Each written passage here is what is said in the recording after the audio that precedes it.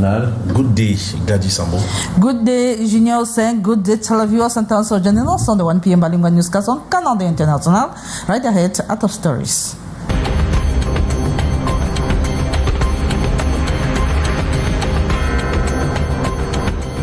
And members of the inaugural Regional Assembly of the Northwest Region of Cameroon have officially completed their 5-year mandate. Their tenure concluded recently with the final session in Bamenda, during which the Assembly approved the regional budget, despite 25 members having lost their seats in the last November 30 regional elections and therefore unable to see the budget implemented. You shall have the details in this newscast.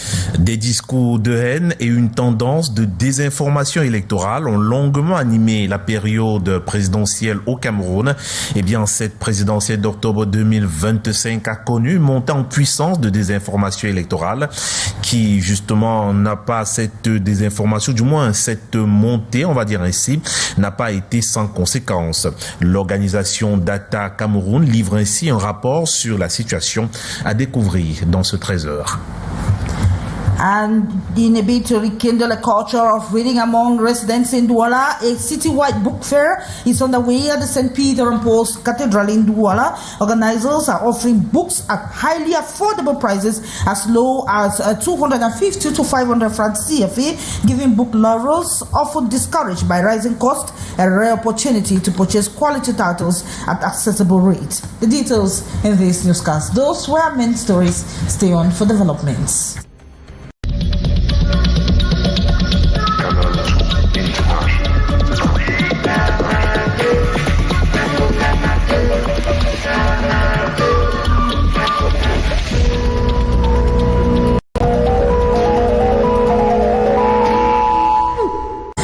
So joining us once again, you can equally watch us live on our social media handles, Facebook and YouTube. We begin with the death of Alhaji Abo. Eh bien, Alhaji Abo Mohamedou s'est éteint tôt ce matin du lundi 15 décembre 2025 à l'hôpital général de Yaoundé, membre influent du RDPC dans l'Adamawa, ancien vice-président de la FECAFOOT Sumbombo Njoya et Samuel Eto, ancien délégué provincial d'élevage de l'Adamawa. Alhaji Abo a consacré des années de sa retraite à la promotion du sport dans l'Adamawa. Il sera inhumé cet après-midi dans la tradition musulmane au cimetière municipal de Fougerolles dans la banlieue de Soie. Mais avant, nos reporters ont fait une halte à son domicile situé au quartier Bankomo à Yaoundé au lieu dit Jean Vespa. Nous sommes ici au domicile de Alhaji Abo, c'est ainsi qu'on l'appelait affectueusement, Alhaji Abo Mohamedou, qui s'est éteint, qui a rejoint la félicité très tôt ce matin. C'est le portail entrouvert que nous avons retrouvé. La famille ici, selon la tradition musulmane, proches, amis, famille et connaissances se sont réunis autour de la famille restreinte pour exprimer non seulement leur douleur, mais également être à leur côté pendant ce moment de vive émotion. À notre arrivée, nous avons rencontré bien sûr le fils aîné Ibrahima Mohamedou qui nous a reçus. Nous avons également vu une délégation de la FECAFOOT qui est venue porter son message de condoléances à la famille qui s'est recroquevillée, qui a fait une chaîne vraiment autour de la veuve Adja Aminatou, l'épouse du défunt avec qui il a passé 50 années de sa vie. Il faut dire que Alhaji Abo, c'est un membre influent non seulement dans la communauté musulmane au niveau de la Damawa, mais également dans tout le Cameroun. On le connaît comme quelqu'un d'influent, disais-je.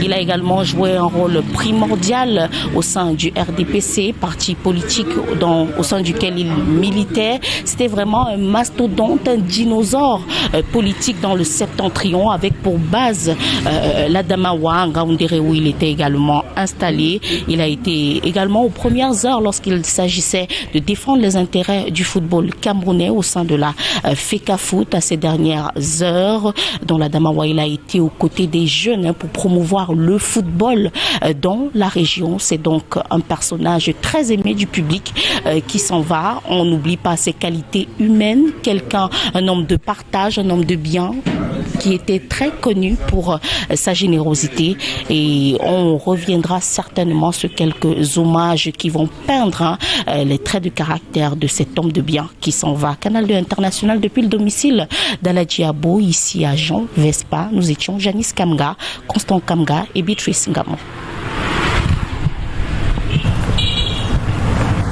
Toutes nos condoléances à la famille éprouvée. Et au lendemain de l'élection présidentielle au Cameroun, le public garde en mémoire les forts moments qui ont marqué la vie politique jusqu'à ce jour. Pour l'organisation de fact-checking Data Cameroun ici à Douala, cette période a été marquée par des tendances de désinformation électorale importantes. Eh bien, le rapport final présenté par Data Cameroun mercredi dernier nous en dit davantage. Les précisions dans ce reportage réalisé avec la collaboration de Thierry Nana. La présidentielle d'octobre dernier au Cameroun est marquée par des tendances de désinformation électorale importantes, à savoir les fake news, les rumeurs, le hors contexte, les deepfakes, les fake pics, les manipulations de chiffres, les discours conspirationnistes, l'usurpation, la propagande et la post-vérité. C'était une désinformation massive, non seulement sur les réseaux sociaux, mais sur les médias traditionnels et surtout avec certains journalistes à la notoriété établie. Ces tendances viennent d'être révélées lors de la présentation du rapport final sur les grandes tendances désinformationnelles et des narratifs électoraux au Cameroun présenté par Data Cameroun. L'ensemble des données que nous avons collectées nous permet de prendre la pleine mesure du danger de la désinformation dans le processus électoral. Selon ce rapport, les élections présidentielles de 2025 au Cameroun se sont déroulées dans un climat marqué par de politiques, une fragilité démocratique, une méfiance envers les médias traditionnels, les réseaux sociaux et les élites politiques, entre autres. Pour commencer à trouver des solutions, il y a la formation, l'éducation, la maîtrise des moyens technologiques et puis la médiation, la réglementation. Selon ce même rapport, l'élection présidentielle de 2025 a connu un taux de pénétration d'Internet de 43,9% contre seulement 11% il y a 7 ans. Et Facebook a été le réseau social le plus utilisé avec 90% d'utilisateurs. Et la suite de ce 13h, c'est avec vous, Gladys Ambo. Thank you so much, Junior Hussein. We begin with telecommunication. Cameroonians are increasingly moving away from the natural or traditional calls and SMSs in favor of internet-based messaging or calls, according to the Telecommunications Regulatory Agency. And with 50 million active internet subscribers, experts warn that stronger regulations and consumer protection is actually needed to maintain trust in the telecommunication sector in Cameroon. Let's have the details with Cynthia Latin. Getting a message across is taking a new trend as Cameroonians shift away from classic phone calls and SMS. They are increasingly normalizing the use of internet calls and messaging. Moi, je préfère plus communiquer par WhatsApp. Les SMS classiques. Classic messages are gone. Most of my contacts use WhatsApp, but for calls, I'm divided. Some respond immediately, others don't. When the network is very poor, it just makes me feel very uncomfortable, so I use a normal call. It's only that time, but most time I just use WhatsApp call. According to the Telecommunications Regulatory Agency's latest reports, the use of traditional calls and SMS declined by 14% in favor of internet-based communication. This shift, the regulatory body says, aligns with the rise in active mobile communication subscribers. But many Cameroonians also cite cost as a major factor driving the move.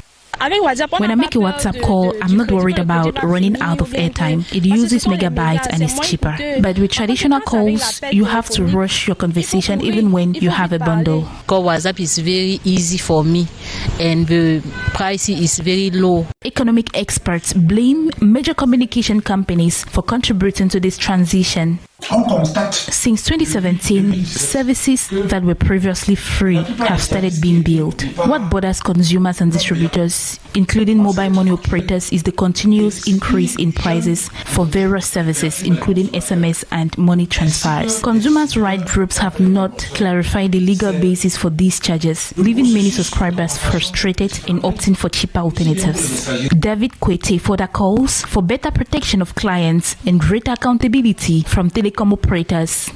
With proper regulation, there will be a clear framework explaining price changes from 2017 to now. It's urgent that this sector be regulated so that consumers are protected. The Telecommunication Regulatory Agency reports that Cameroon's national subscriber base reached 31.5 million customers in 2024, including 15.09 million active internet subscribers, a 19.15% increase.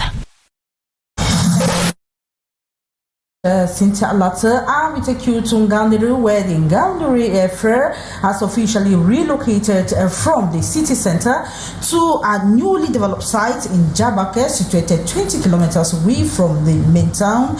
They opened on December 13, 2025, and presided over by the Minister of Livestock, Fisheries and Animal Industries. The 9th edition of the Ngandere Fair brought together officials and stakeholders in the sector in Cameroon and across African countries. Let's have the details in this report.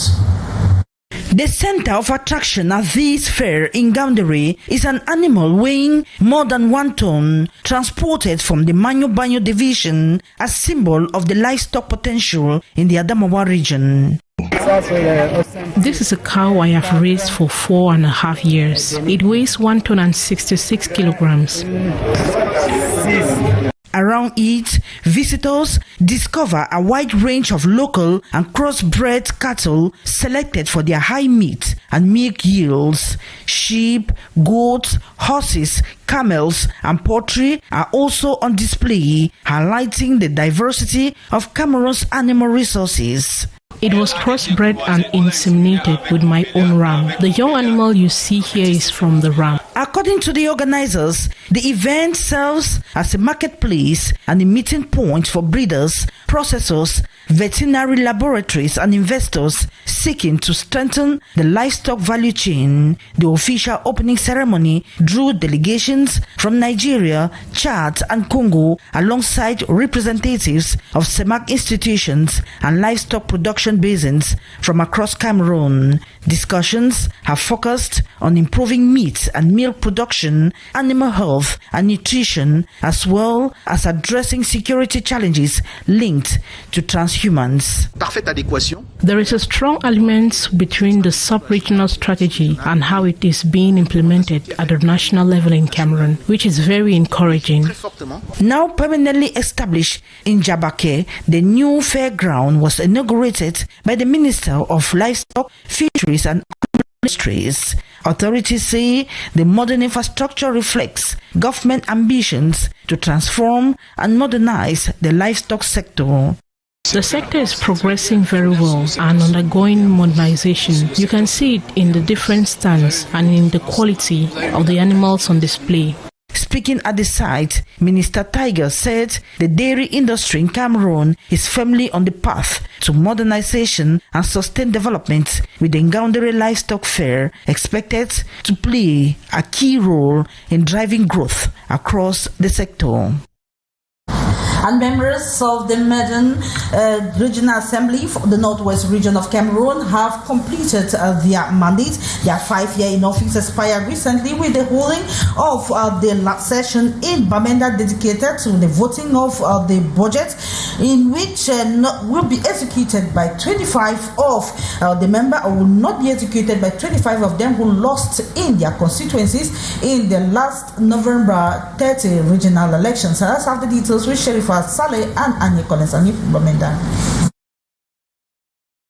The 5-year mandate of the pioneer batch of regional councillors of the Northwest Regional Assembly has come to an end. The Assembly disbanded on recently after the last session that saw over 15 billion as the budget for 2026 as more institutions continue devolving their competence. We will continue to improve access to care for our populations by rehabilitating, constructing district hospitals and sending equipment and medications and medical supplies to all the 21 districts and of course the regional annex hospitals. We have a lot of projections because if you see our budget has gone up tremendously.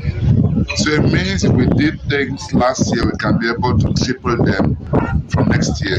And with the law of regional local authorities coming into play, when it's effectively put in place, I think the region will be a place to reckon with. Bui is taking home a fair share of the decentralization cake. Our share of the decentralization cake will be a reflection of the power devolved onto the regional assembly, prominent amongst which is the health sector and the education. For 5 years, the sum of 18 billion is said to have been invested in all 34 subdivisions of the region, as noted by the governor representing the state. There is still a lot to be done, but a lot has been done so far, and I would like to congratulate the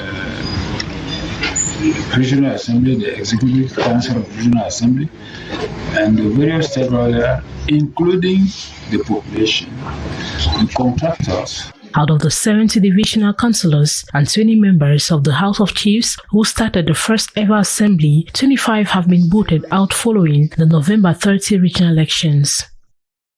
And let's now focus on local small and medium-sized enterprises. Eh bien, la Fondation Françoise Pienneux poursuit son engagement contre les abus dont sont victimes les femmes et les filles au Cameroun. Dans le cadre des 16 jours d'activisme contre la violence numérique, une formation a été organisée à l'intention des veuves d'anciens combattants.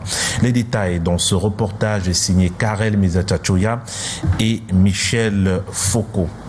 Eh bien, le reportage sera disponible dans un court moment. Nous allons poursuivre donc ce 13h avec un autre sujet, cette fois-ci autour des PME au Cameroun. Avec la zone de libre-échange continentale, le Cameroun veut voir ses petites et moyennes entreprises se déployer au mieux vers l'international. Cependant, il faut non seulement miser sur l'emballage, mais aussi sur la qualité des produits made in Cameroun. D'où la maîtrise de la traçabilité, gage d'ouverture vers l'international. Les détails dans ce reportage réalisé avec la collaboration de Marus Kwesou. Rendre fiables les produits made in Cameroun, accélérer la digitalisation de la chaîne logistique et rendre les PME compétitives au niveau local et international, tout ceci en répondant aux exigences réglementaires, telle est l'ambition visée à travers la traçabilité qui est un catalyseur de compétitivité. Parler du Made in Cameroun aujourd'hui sans parler de traçabilité. On a besoin de pouvoir faire de la transparence dans ce qu'on produit, dans ce qu'on transporte. Donc effectivement, c'est un enjeu vraiment crucial pour nous en fait. Avec l'accompagnement de l'État du Cameroun, des actions prennent vie pour booster la traçabilité, l'acquisition des équipements qui permettront aux PME de s'outiller demeure urgent. Le ministère des petites et moyennes entreprises, de l'économie sociale et de l'artisanat accompagne ces PME à travers la formalisation, la normalisation et la certification de leurs produits. Ainsi, ils sont nombreux ces chefs d'entreprise déjà engagés vers la traçabilité de leurs produits. Plusieurs ont été distingués comme lauréats du prix de l'excellence en traçabilité. Ça représente la précision dans le processus de fabrication de la marque de mon infusion. Cette rencontre de ce jeudi 11 décembre 2025 à Douala vise à former les chefs d'entreprise à la maîtrise de la traçabilité de bout en bout par les PME. Le Fonds des Nations Unies pour la population et l'Organisation africaine de la propriété intellectuelle vient d'outiller les femmes et jeunes filles sur la certification structurée avec l'expertise de l'Organisation mondiale de la propriété intellectuelle. Il s'agit d'un atelier qui vise à renforcer pour autonomiser ces dernières sur l'agro-business et ses exigences. Retour sur cette rencontre avec Eringele. Bayam Selam et des filles et femmes ingénieurs des universités et grandes écoles camerounaises réunis sur une même table, à l'effet de parler protection de leurs produits et de leurs procédés de fabrication. C'est dans le cadre de cette formation sur la création de la valeur commerciale par la propriété intellectuelle qui vient de se tenir en Ngaoundéré à l'initiative du Fonds des Nations Unies pour la population et l'Organisation africaine de la propriété intellectuelle. Donc le projet consiste effectivement, après ces rencontres techniques, après ces formations, à identifier au sein de ces femmes 3 projets qui ont un potentiel agricole mais également technologique pour pouvoir être financés par l'OAPI, l'UNFPA et ses partenaires. Les assises ont lieu dans le cadre du projet d'autonomisation économique des femmes par l'innovation et l'accès à la propriété intellectuelle. L'université de Ngaoundéré et le ministère de la Jeunesse ont permis de faciliter les choix des cibles. Grâce à l'OAPI et l'OMPI, nous allons essayer de mettre à la disposition de cette université des 2 poules de formateurs, d'experts en rédaction des brevets. Nous allons mobiliser des financements pour rendre ces acquis pérennes. Les projets soumis par les filles et femmes ingénieurs doivent réunir les 2 cibles et la technologie présentée devrait également servir aux femmes de l'agro-business. Cette formation a changé ma technique d'approche parce que je ne connaissais pas exactement quelle était la différence entre la marque et le nom du produit. Le projet AFPI est également développé au Burkina Faso. Elles ont de prime abord été formées pendant 5 jours afin de s'approprier les outils adaptés, à savoir le brevet et la certification, pour grandir et développer sereinement leurs produits. Gladys Sambo. Cameroon's march towards its 2030 strategic development goal is currently being examined in the nation's political capital, Yaoundé. The National Committee for Monitoring and Evaluation convened to examine the progress and highlight persistent challenges that are being faced and outline the next steps needed to keep the NDS 2030 intact or on track. Let's have more with Ate Bonaventure from the nation's political capital. In a meeting room in Ngaoundéré, market women, popularly known as Bayam Salam, sat side by side with female engineers from Cameroonian universities and higher institutions. Their shared objective is to learn how to protect their products and production processes through intellectual property. The training, organized by the United Nations Population Fund in partnership with the African Intellectual Property Organization, focused on transforming innovation into commercial value. With technical support from the World Intellectual Property Organization, participants were introduced to key tools such as patents and certification, now considered essential requirements in modern agribusiness. Donc le projet consiste effectivement. The projects will select 3 women-led initiatives with agricultural and technological potential for funding by OAPI, UNFPA, and partners. L'UNFPA et ses partenaires. According to organizers, the training falls within a broader project aimed at promoting women's economic empowerment through innovation and improved access to intellectual property. The University of Ngaoundéré and the Ministry of Youth helped identify and mobilize women and young girls with promising agribusiness ideas. Grâce à l'OAPI et l'OMPI, funding will ensure these projects are sustainable. Technologies must benefit both engineers and women in agribusiness. Pour rendre ces acquis. Beyond theory, the program encouraged collaboration between engineers and grassroots agribusiness actors, ensuring that proposed technologies respond to the real needs of women operating in the sector. This training changed my perspective. I now understand the difference between a brand and a product name. The initiative, known as the AFPI project, is also being implemented in Burkina Faso. Participants took part in a 5-day intensive training to help them master intellectual property tools, enabling them to grow, protect, and sustainably develop their products. Thank you so much for that report, because it was a report on young ladies in the Adamawa region who have been encouraged on how to protect their works. And then we come back to the reports on Cameroon's march towards its 2030 strategic development goal that is being examined in the nation's political capital. The National Committee for Monitoring and Evaluation convened to examine the progress and highlight persistent challenges and solutions to these problems. Let's have the details with Ati Bonaventure.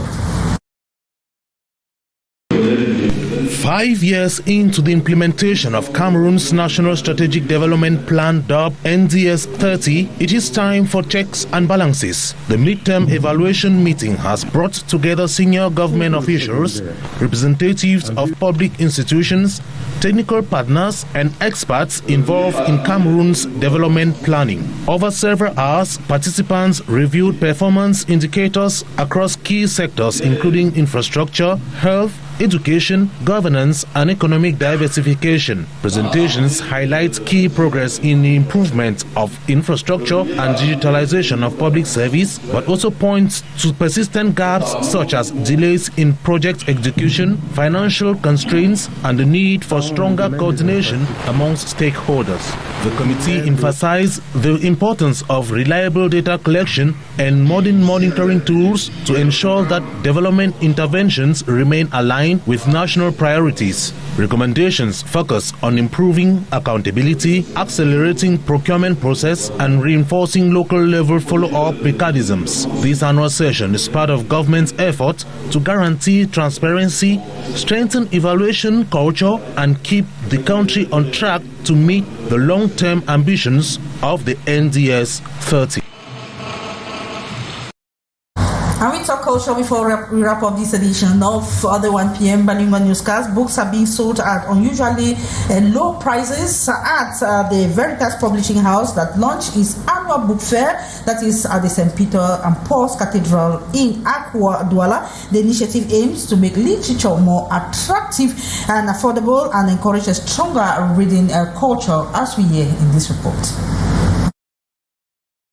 Since December 8, the esplanade of the St. Peter and Paul Cathedral in Douala has been transformed into a small but bustling book market. Rows of makeshift stands display piles of novels and textbooks, attracting residents in search of affordable reading material. Ngalim Derrick is one of them. He is curious to have more knowledge on cancer from this book.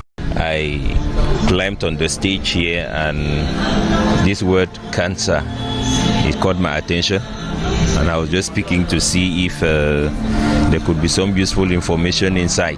Hopefully, because I've had to work with a few cancer patients recently, I've discovered how it is, taking away lives, and people just go helpless, they give up psychologically once they're told that they have a cancer, and that's the reason for my curiosity. Men, women and students can be seen browsing through the collections, flipping through titles and comparing prices. To let the public know about the book of Mrs. Pauline Daffert, so that by reading it, people will know that God is existing. The intimacy with the God is always the best.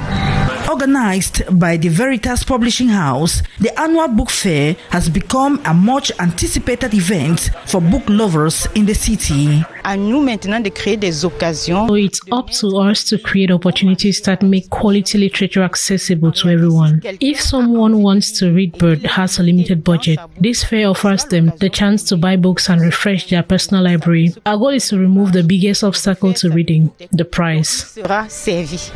publishers say this 5th edition of the Veritas Book Week is designed to break the cost barrier that often limits access to books. With as little as 250 or 500 francs CFA, buyers say they can add several titles to their personal libraries, a rare opportunity at a time when book prices remain high across the country. We are happy for this initiative. And now a lot of guys don't like read. And the book fair runs until December 19, giving readers in Douala more than a week to take advantage of the heavily discounted stock. And that report brings us to the end of today's edition of the 1 p.m. bilingual newscast on Canal International. It is a pleasure knowing you are watching the news, but don't go away because we have other editions of the news at 3:30 p.m., 6:15 p.m. and at this never Senkan. But until then, we shall be us again tomorrow same time. But don't go away because we have updated news internationally and nationally. Good day, Junior. Good day, Gladys Sambo. Merci à tous et à toutes d'avoir regardé ce 13h sur Canal 2 International. On se dit au revoir et à très bientôt.